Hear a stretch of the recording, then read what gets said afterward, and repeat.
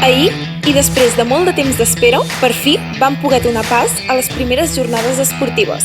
Aquestes van començar amb una foto commemorativa, a la plaça del Vi, a l'Ajuntament de Girona. En aquesta foto apareixien les principals autoritats i representants de les jornades esportives.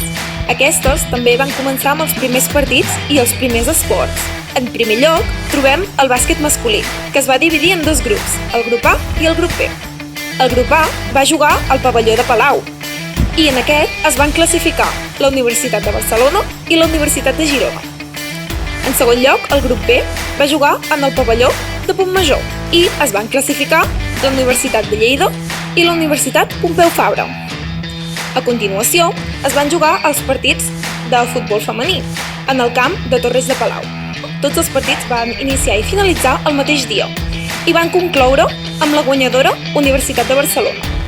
Finalment, recordar-vos que podeu seguir-nos a les xarxes socials buscant Esport Universitari o buscant la nostra pàgina web esportuniversitari.cat.